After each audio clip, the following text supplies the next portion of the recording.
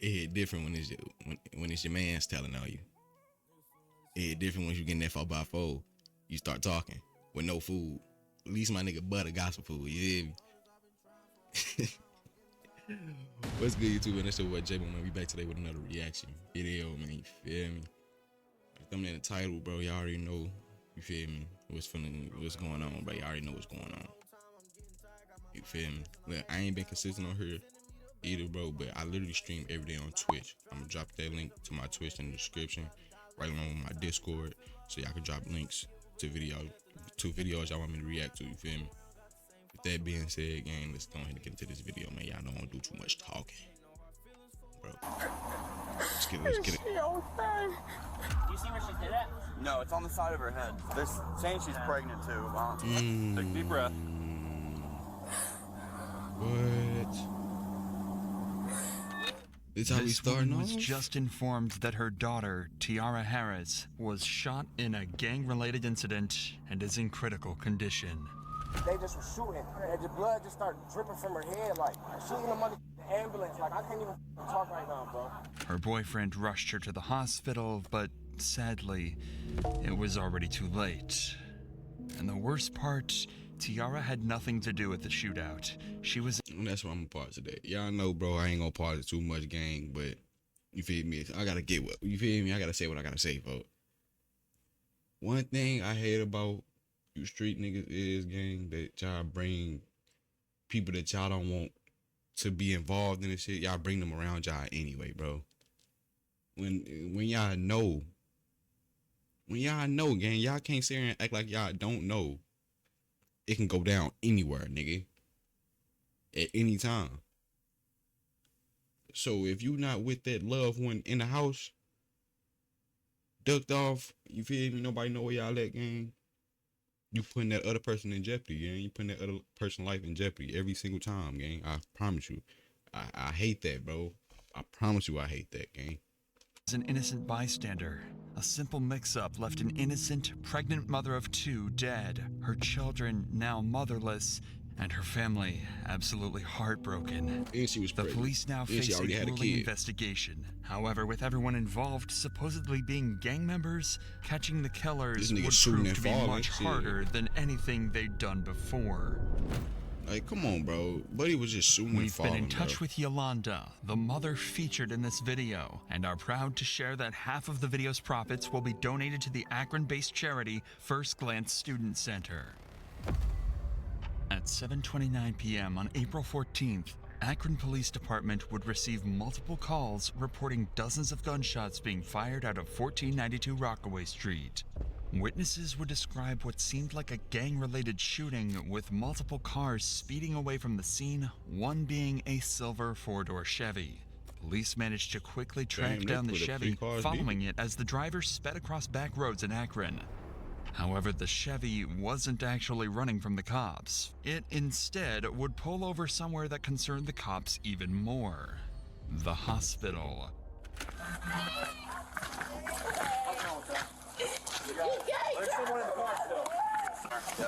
For two, police ain't pulled over the people that's trying to take the injured person to the hospital. Go ahead and shut the car off. W cops, bro. Shut the car off. Shut the car off here. Go ahead and put your hands on top of your head, all right? Nope. Hands on top of your head. Step out. Step up. Well, do we have someone checking High Street? I judged that motherfucker. Windows shattered. All right, man. Here, step back here in the back of the car. Go ahead and put your hands behind your back. With the incident being reported as a gang-related shootout, police would assume the man driving the Chevy to be a gang member, meaning he would be very unlikely to talk to them. So instead, they decide to stop him in the back of a patrol car for later interrogation. As this was going on, dozens of additional 911 calls would ring in, witnesses would arrive at the Akron Police Department to give their testimonies, and more cars would arrive at the hospital. Most importantly, though...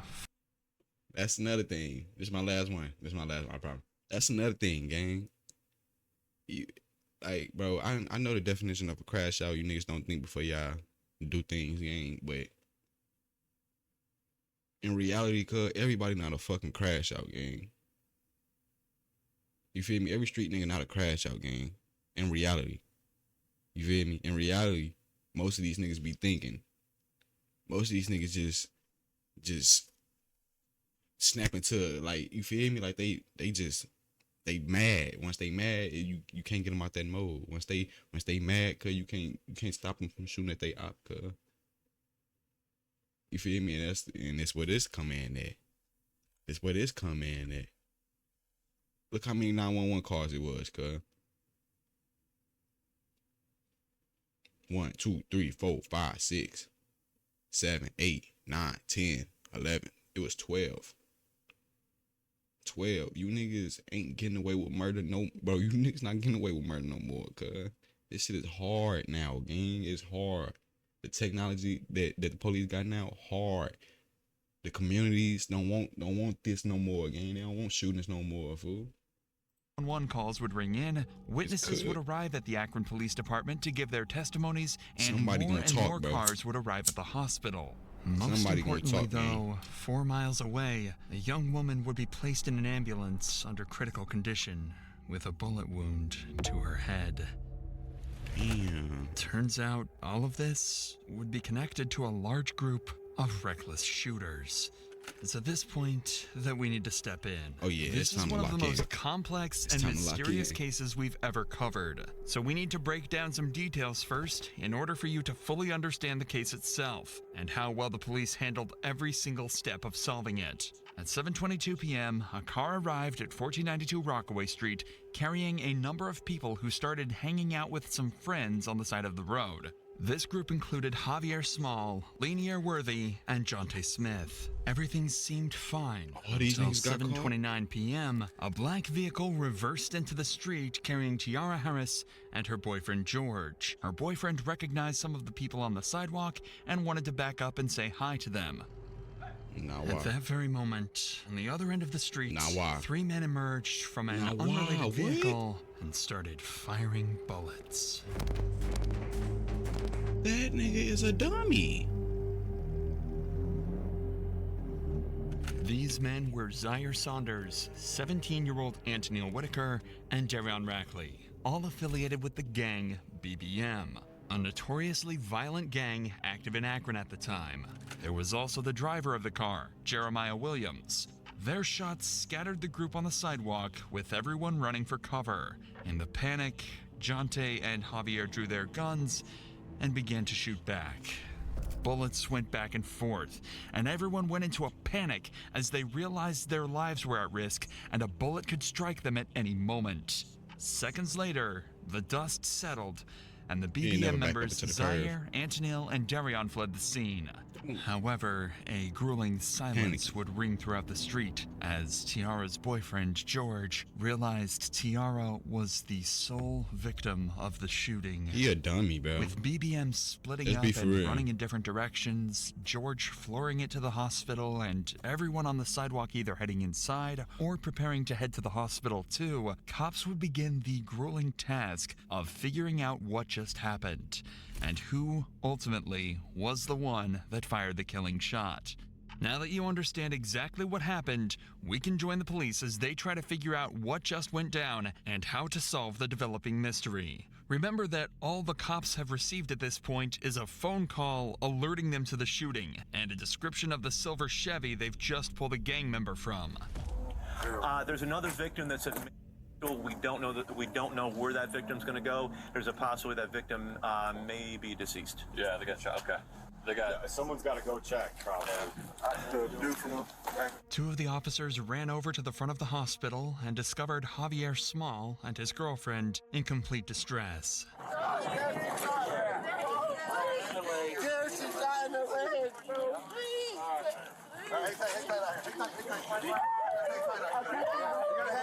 He can't go with you in that room. Because she got to get checked out. Hang tight. As it turns out, another girl was also hit in the shooting. That being this man's girlfriend. You see what I'm saying though, gang?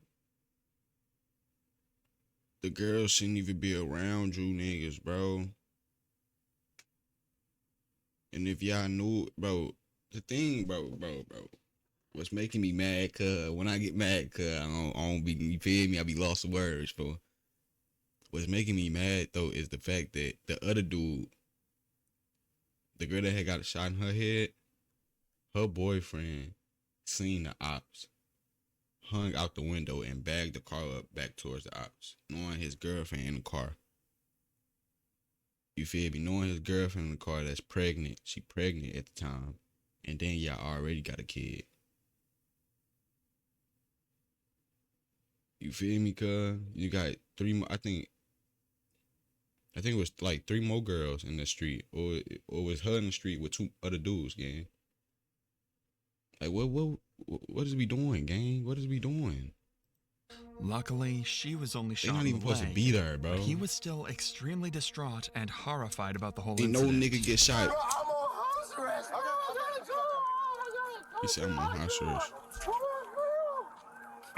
I gotta go to the house with my girl, bro. We'll get you. I gotta go to the I'm gonna come back. I'm gonna come back. I'll tell you after. Man, your ass finna go to the 4x4. The infamous 4x4. I don't know, bro. My girl just got shot, bro. No. Despite how distraught this guy is, he was a passenger in the Chevy, which they just found multiple firearms inside of. So police promptly arrested him. Hey, Poppy, we'll take him over here. Across town, Niggas be however, gang, there's gang. someone in a much worse be a real position. nigga. Teyaurra All Harris, tough and the you feel me? passenger in the black car. So somebody get shot, niggas be weeping like that, bro. Can I open that up? Alright. They're saying she's pregnant too. How pregnant is she? How far along? 2. Okay. 2 weeks. Maybe 2? Yeah. Oh, okay. Oh, yeah. Okay. Thank you. Oh, okay, that's not bad. Fuck you mean? 44, there is a flare. What you mean, boy? Am I allowed to ride in the car with her though to the hospital? Not right now. I'm I sorry. know what he mean, but Bro, Yanni just got shot. I mean, I don't like she it. just got shot. So Bro, what you just mean? in the car, just driving down the street, and Kenmore driving from over there, and they just I think shooting. if she was a None few of the glass months broke, but pregnant, she just it would have counted as moving or double talking. murder. So I just brought her, and the blood just started dripping from her head, like, bro, we see in the hospital, But since she only 2 weeks, it ain't gonna count. the ambulance, like, I can't even talk right now, bro. Teyaurra was immediately Ain't gonna rushed to count the double local murder. hospital, and her boyfriend George was brought in for questioning. He wasn't a lead suspect, but police did find it odd that he just happened to arrive at the site of a violent shooting right as it all went down. He would claim to be innocent and actually provide a detailed description of everything that went down that night. You turned off here, so No, boom, no, I didn't. I came this way. And I said, what y'all got? Like, what y'all got going on over here? Like, I'm like basically saying, Okay. is y'all good? Right. As soon as I said that, somebody from down here got to just shooting a gun that just kept shooting. That's all I know. But I didn't hear nobody or nothing like that. I so know you're right about there, the and then you heard that. How many shots did you hear? Man, I can't even recall. It was a lot. And then as soon as I So said you were that- facing this way? No. You literally backed all the way on. Say I'm coming down Fairview in this Rockaway. Like, this would be Rockaway. Okay. Now I backed up. Oh, so you backed. So the back of your car was facing that way, And I'm like, is y'all? I'm like, what y'all got going on? Like, I look out just like that. like out the window. Like, as soon as I even, like, it should have been me. Like, you feel me? Because I'm the one that looked straight out the window. Like, are y'all all right? Y'all good type stuff. The cops asked him why he was even there in the first place, to which he just said he knew a couple of people on the street and that he had absolutely no involvement in the shooting. He's claiming that when he peeked out the window, his friends mistook him for the shooter Okay, and that was him began that to picked fire up- bullet after bullet directly at his vehicle. According to him, it wasn't an accident, but a misunderstanding, making the whole situation even more tragic. With George's statement, they were a little clearer on the whole situation.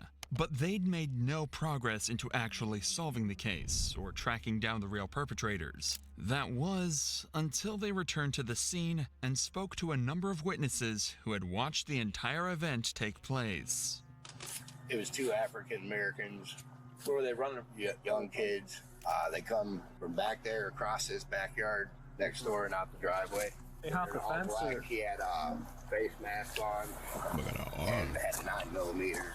And then the other one had a semi-automatic rifle, and they were almost to the corner of the house running this way, and they both jumped the fence. Like when the kid in the hoodie jumped the maroon hoodie jumped the fence, he dropped the semi-automatic rifle at the driveway. I was just out back, cutting some stuff, and all I heard was just a barrage of bullets, fully auto. It wasn't 3-round burst, 4-round. It was fully auto. Coming off fast. Oh yeah, loud and fast. And then I saw 2 guys. Niggas falling, shooting, through the backyards, through the fence. I saw a silhouette of 2 guys running up towards that street, returning single shots as they were running away. Okay. There's casings up here. Yeah. I got more. Okay. How many did you hear, you think? I heard. It was like 30. Like where all these cones are at, probably that amount? 30 or 40. But this happened over there all the time. Where's over there? Right there, the house right there. I heard a lot of gunfire, but when I first heard it, I thought it was a backfire because I saw this car sitting over here where all the cones are. These niggas be worrying about the op snitching, and I gotta worry about the, you feel me, the community. Then I saw them loading people. Everybody they walking up to talking. Them to the hospital, and every door they knock on talking. Because this has happened so many times before. I don't know what we're supposed to do. And they ain't just speaking on this situation. They telling it all. Even with all this new information, though, the cops are only slightly closer to figuring out what happened. They were now at least able to confirm that one group of shooters rolled up and started the exchange before another responded, causing a huge exchange of bullets throughout the neighborhood. But they still had 2 major questions. Who were the shooters, and how was Teyaurra involved? Well, the cops had just spotted another witness that might be able to answer their questions. A woman who was actually on the street the moment the bullets started flying. So you don't live here? I'm not even from here. Oh. I was visiting. So who owns the house? Anitra Johnson. She is? Okay. She was out to eat when I called her. Okay. Everyone's okay though, right? The kids? The kids, yes. Yeah? The kids are okay. I got them in the back watching TV. Okay. There was another girl outside. I think she got shot in the thigh or the leg. I think they took her probably to the hospital. Okay. She definitely got hit. Okay. So what did you see? I'm sitting outside. To be honest, we all family. So we're all outside prayer wrestling, like act like we hitting each other and stuff. She got up them steps, boy. She got up the motherfucker. Yeah. And it was like pow, pow, pow. It came She through got his head. up them bitches, So I'm running up, girl. I didn't even know where the gunshots came from. I'm running up, trying to grab the kids. They came through twice. Okay. Did the house get hit at all? I mean, I don't even fuck. Is that a bullet hole right here? I don't know. I was really just trying to grab the kids. Kids outside and some other They shit, got out of the man. car? They didn't even get out of the car. Or they just started, they were hanging out They was shooting? hanging out shooting. Okay. Did you see how many by chance? 3 of them? Okay. Now it's starting to sound a lot more like a drive-by shooting, notoriously one of the hardest types of crimes to solve, especially if the vehicle was stolen. The cops are starting to lose confidence that they'll ever find Teyaurra's killer, but then they decide to ask one simple question. Ma'am, do those cameras work? I believe so. Okay. She on her way home. Oh, she is? Okay, perfect. There were CCTV cameras on the property, and as soon as the homeowner got back, they'd have access to the footage. So in just a few hours, the cops were able to put together just enough footage to understand exactly what happened. Remember, we already know all of this, but for the police, this was huge. Now they had a detailed timeline of the entire incident, including at what time it went down, how many people were involved, and which vehicles the suspects used. This would be very useful in the coming interrogations in terms of verifying their suspects' claims and pressuring them to confess. Police finally had a solid piece of evidence, and right as their case had started to build some substance, their biggest lead yet. Bro, every time I see Buddy falling and shooting, cause it's making me mad, bro. He make me mad. And I can put it on the SD card. Then our link that's not the same one that was at she'll send her a link and then she just upload it from there. Right after they took off. Not only had they seen the entire thing go down, but as soon as they heard gunshots, they started recording. They managed to get this clear footage of a man getting into the same vehicle spotted at the shooting just minutes earlier. Now all they needed to do was track down the car using the visible license plate, and they'd have their first lead suspect. But with that said, these kids were no strangers to running from the police, and the officers would begin the hunt to find these evil teens. While all of this was going on, police had another, perhaps more nerve-wracking situation to handle. Teyaurra had passed away, and her family had no idea. Rest in peace to her, bro. There's currently not like too many people in the hospital. Let's step over here and see where all these cruises are. My car, okay? Where's your car at? I'm right here because I didn't know. Or this one? White horse in the chat for Teyaurra, bro. Sorry. Okay. What's your daughter's name? You're here for your daughter? Teyaurra Harris. Teyaurra Harris. Let's say have you stand right here next to the sign. We'll have someone go over and talk to you, okay? Take a deep breath. Is she okay? I don't know the names of who they are currently, miss. I said, chat, I made comments. White horse in the Just comments for listen to the cop's Teyaurra. tone here. He knows just how bad things are looking for Teyaurra, and he absolutely doesn't want to it'd break be that like news to her cops, mother like, yet. worst part, bro, like, especially when he sees just how worst part of the emotional cop's she's job, starting bro. to get. Breaking bad Tiara's news to autopsy showed a single bullet struck her in the head and remains there. While tragic, this information would allow police to identify the exact bullet type and then gun used to shoot Teyaurra. If they could find the owner of this gun, they would be able to match it to the bullet, and justice could be served for Teyaurra and her family. Did it go in her eye or like right above? That's my son and my nephew. Damn. Okay, well, listen, they can't go in. It's going to be you. Y'all go in the car. Go in the car. They telling us to wait outside. I know. I'm going in. Go in my car. The entire family is in distress, with her mom shaking and doing everything she can to stay strong in front of her kids. It's truly a nightmare situation, and it only got worse from there. At around 8:30 p.m., like they were informed they be on that type Zyeir timing. didn't make it. A bullet to the back of the head had ended her life, sending her family into complete grief and agony. Now, police knew that they absolutely had to catch the people that did this to Teyaurra, or risk letting down her and her entire family. At this point, police had 6 different suspects on the run, all tied to the shooting, and they would eventually manage to track down and get interrogations with all of them. Their start came in the form of a Facebook post by someone named Jeremiah Williams, described as a member of the BBM gang. Apparently, the post consisted of him bragging about being at the shooting and escaping without getting caught. By using his Facebook profile, they'd find his address and pick him up for interrogation. With Jeremiah also being a supposed gang member, he too would prove to be extremely difficult to break. However, by using expert methods, police would actually get him to break completely, to the point where he actually started to cry. You're like, this is what we love to see right here. You feel me? Yeah. This is what we love to see, How's it man. going, Jeremiah? Sorry for the wait, man. I'm Detective Smith. This is Detective Davis. Nice to meet you. Infamous 4x4. Alright, and so the reason why we have you sitting here talking to us is we need you to think back to April. There's an incident that happened on Rockaway. You remember this? This young lady got shot. You remember hearing about that? Mm-hmm.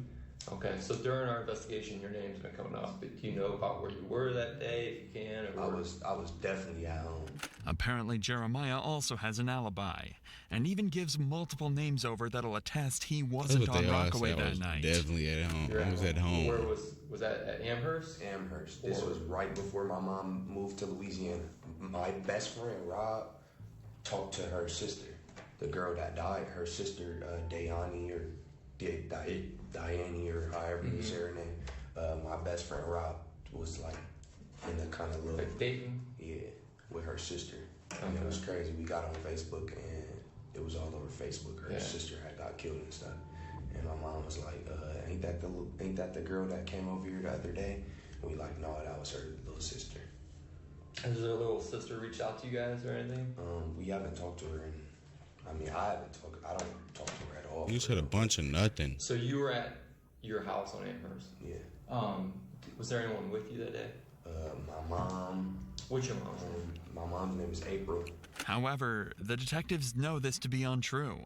They know he was at the scene from the Facebook post he made. They know he did it, so they want to get a confession, or even better, some information that might help put more people in handcuffs. Tell on yourself, my brother. The thing is, they're initially going to find that a lot harder than they'd hope. I have to ask, do you recognize this car? Yeah, this was the car that was in that video. That's on Facebook. So you remember it. Have you ever been in this car? No. Do you know who drives his car or owns his car? I don't know him by like name, but I know who he is. His name like Pa or something. Pa? That's what they call him. Do you know, can you describe him? That's funny because I don't even really know what he looks like. Like I mean, every time I've seen him with a ski mask on. Okay. Like I've never seen him outside of a ski mask. Okay. And you talking Tell too, me a little bit about like yourself, your past. Like, have you ever been in trouble or anything? Yeah. I'm actually right now. I got probation. So like just a weapons possession charge is all you got? It's like carrying a concealed firearm in a motor vehicle. Gotcha. Yeah. Jeremiah is making a conscious attempt to give as little information over as possible while still what? trying to seem cooperative. He's smart. He doesn't want to completely close himself off, as that'll make him That's seem second guilty. nigga in this But room he that said also they was on doesn't want to probation, give by up the way. any vital information. The cops ask him The who second was person, there, bro. where he was sitting in the car, even questions about the guns, but he refuses to speak, and he's starting to seriously frustrate the cops. But all this talk of courts and investigations doesn't seem to be getting them anywhere at all. So instead, they switch gears. They're going to be as direct as possible and give it to him straight. That's their last hope at getting him to crack. Lock in. What do your friends call you? Do you have a nickname or anything? Jay. We're just getting to know you, man. Right. Obviously, we can see that you're not a bad person. Just the vibes I'm getting. Yeah, for sure. But you're in here talking to us for a reason. And it comes back down to this incident. You being honest with us is what we'll be able to work with you. We know that you were there. And we also got your DNA in this car. If I've been in that car, I would tell you guys I've been in that car. I don't have no reason to lie or no reason to put myself in any trouble. Your role in it is the driver, because we know you're the driver. Really what we're looking for is why. You're already being charged with the incident. You explaining your actions and Look, what he really thinking went now. down is He all thinking going now. to help with your role. Look in up. this. We know you didn't pull the trigger, but you not being honest with what went down is not going to help you. It's going to, the prosecutor and the judge and jury are going to look at someone who's not remorseful. Drove over there and they started shooting. So they told you to drive over. Instantly folded. Yeah. Who was He sitting instantly where in the folded. car? In the front, and Zebo sitting behind me, and then Pa sitting on the door. It worked. The cops actually got a name. It was a nickname, but cops could eventually tie this back to a man named Zyeir Saunders, who would be interrogated later. This was huge. They'd actually gotten a gangster to tell on one of his partners. But they weren't done yet. They knew he still had more information, and they weren't going to stop putting on the pressure now. We got to go back to who was in the car with you. I know you know Zebo. Pa, you say you just know him by Pa. Do you know his real name? Talking. And the third person, you're saying how often have you seen him? Would you be able to identify that last person by a picture? Jeremiah physically looks defeated. He's avoiding eye contact and is hunched over. He likely never saw himself giving up the 4x4 names of do his something to partners, you every time. but that's exactly where he found himself. The cops, however, are over the moon, even managing to get descriptions of the people he doesn't know the names of. They ask a few more questions before leaving him alone for a minute to prepare their next move. However, on their return, they didn't expect to see Jeremiah, a once tough and unbreakable gang member, to cry because of what he'd done. He knows his raps. Would you say his first name was what? He knows his raps, boy. Is this him? Do you want some tissue, man? I need a verbal yes or no if that's him. Yeah. Yeah. Don't cry now. Do not cry now, gang. Don't cry now. You feel me? We was just all love, you feel me? We was just gangster, folks. You feel me? We was just real street niggas, feel me? We was just slime. We was just doing that. On bro grave. No, gang. That's how most of these niggas is, gang. Once they get in this 4x4, that's how 95% of these niggas is, cuz. And this nigga, he folded as soon as they, you feel me, flipped the script on him. We know you was there. You feel me? He folded.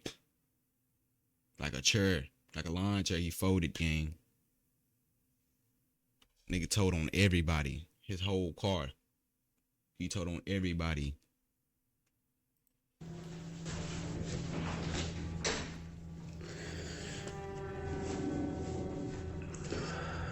If this is the first time you've seen a gang member cry, you're certainly not alone.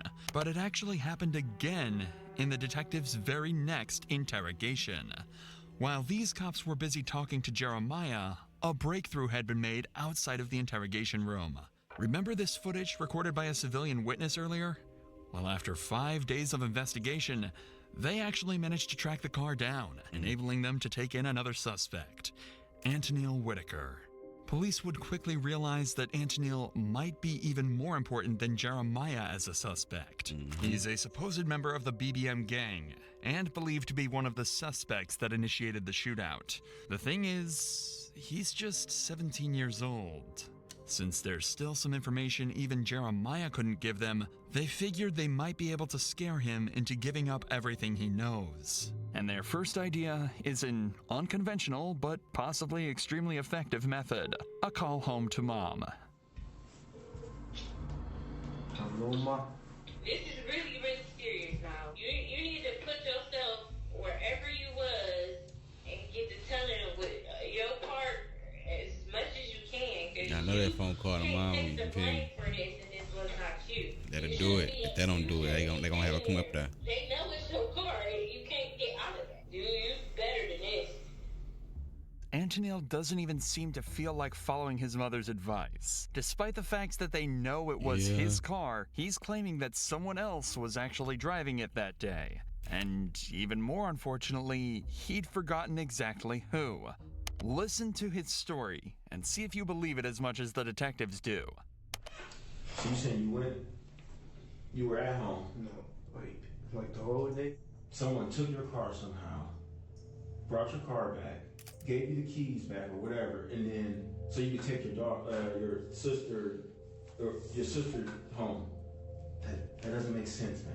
You know a jury, you know a judge. They're not. I'll be honest with you. I mean, what you're giving is not even a good state. They definitely not buying that shit. Lie. That's why it'd probably be easier for you to tell the truth. You see, about an hour after the shooting, Anton was confirmed to have used his car to pick his sister up from an event, meaning it was clear that he was still in possession of it. But that didn't faze Anton, and despite how many questions police asked him, he refused to give up anything. How this works, you might already know this from TV. I don't know, street niggas. Accurate. We're gonna compare your DNA. I don't think they know that cameras exist, bro. Like, besides a phone, I don't think they know like street cameras and shit exist, like ring door cameras and shit. You feel me? Ain't no way. You said no, or I don't know. Who got in the car with you at all? If you're saying your DNA is not gonna be in those showcases, right? And you're saying you weren't driving, who did you let drive your car? Believe me. I don't know. But right now it looks like it's on you. They're trying to force a confession out of him by telling him that if he'd been in physical contact with any of the evidence tied to the murder, they would find out and he would get sentenced. And they're not lying either. When you touch anything at all, you leave behind skin cells, sweat, small hairs, or even oils that can quickly be traced back to you. Meaning, if Anton had touched the car, the bullets when loading his gun, or anything else related to the murder, police would find out. However, as of now, detectives haven't had the time to run these tests to confirm if his DNA was present, meaning they couldn't pressure him to a confession, and they'd have to wait until later. So in the meantime, they move their attention to the next suspect. Remember the man Jeremiah gave up to the cops back in his interrogation? That was Zyeir Saunders. Once they had his name, they tracked him down and arrested him. And he would prove to be even more helpful than Anton and Jeremiah combined. Did you know of or hear about that young lady who got killed? Yeah. Did you know her? No. We don't think that she was the one meant to be hurt. And I mean, based on what we're seeing. But unfortunately, she did get obviously hurt. Her family's hurt. Right. You know, when we did that search warrant, we got your phone. Yes. Okay. And we downloaded your phone. And your location is putting you on Rockaway that day. Nope. Yeah. What happened that day, man? I shot a pistol. You shot a pistol? Yes. He instantly got the This talent. These niggas. What? Good. Everybody though. I want to say the only person that stayed solid was the 17-year-old gang. How they work? How they, bro? He instantly got the talent though, gang. Instantly, he ain't waste no time. They ain't had to bring that boy no food. Ain't none of these niggas get no food and they just snitching. At least my nigga Butter got some food, gang. Seems like a breakthrough. He's just admitted to being a part of the shooting, and it seems that all the detectives' work has just paid off. But they're not quite there yet. Of the 3 shooters, 2 did indeed use pistols, but one of them was actually yielding the extremely dangerous automatic rifle that can be seen clear as day in this footage here. Instead of jumping this fence after the shooting, the man with the rifle fled directly down Rockaway Street, and that's the direction Zyeir's phone shows him running. The good news is, that clears Zyeir of being the man that killed Teyaurra. After all, she was killed with a very specific pistol round. But that does put him directly in the spotlight of being the man with the most dangerous weapon, and one that is directly lying to the cops right now. And they're not about to let him get away with that. We have video of the incident. You're on camera shooting a rifle. Is it a pistol that holds, 2 rifle rounds? I mean, it ain't just. It is big. Does it have a stock on it? Like something kind of modified type thing? No, it didn't have a stock on it. Can't have those. So describe it then. Can't have those. That single piece of information resulted in Zyeir actually getting the highest sentence out of anybody involved in the case. Just the use of such a dangerous firearm actually increased his prison time by somewhere between 10 and 15 years. But he still doesn't know that yet. He's still under the guise that if he helps the detectives out, he might get a better deal. So not only did he tell them where to find the rifle he used, he also gave up one of the most vital pieces of information the cops had received in the entire case. You said the group BBM? I just know they call it BBM. For real. BBM? Zyeir just told the cops the name of the gang that was involved. A huge piece of information that will help them track down every last individual that was part of this attack. Now the detectives have just one more final question that'll hopefully put together the final pieces of the puzzle they're looking for. You've been extremely helpful throughout this whole interview. You're helping yourself out too. We gotta ask, whose idea was it? I know. I wouldn't even believe him how he talking. Around. So we'll just say What? my dudes. But you got different dudes, and you got different, like, that's how they is. But, like, they ain't say it right then and there. They said it on Facebook, like, but they was like, I knew they was talking about me. They just didn't say it directly to me, but I knew they was talking about me. Mm-hmm. He just gave up the group chat where all of these shootings supposedly were planned. With this, police simply had to cross-reference the names in the group chat with the supposed shooters on the CCTV, and the names that had been mentioned in previous interrogations, giving them enough evidence to sentence all 6 of the shooters. But unfortunately, this wasn't the resolution they'd hoped for. After examining all the weapons confiscated, it would turn out that none of them were a match to the bullet found in Teyaurra's head, meaning they still couldn't tie any specific person to the actual murder. However, there is one puzzle piece we haven't told you about yet, the one that would solve this entire case. Watching the CCTV footage, it's clear that there is one man that directly shot at Teyaurra's vehicle. If you follow this man, dressed in all black, back through the CCTV, you can trace him all the way back to the driver's seat of this black truck. A black truck that, until now, the cops were completely unable to identify. But then, they received one final piece of footage from a witness, allowing them to track it back to the owner, 44-year-old mother, Kia Brown. Police realized they had to interview her, knowing that whoever was driving Kia's black truck that day killed Teyaurra Harris. Hey, how you doing, ma'am? Good. I'm Detective Smith. This is Detective Davis with Akron Police. Hi.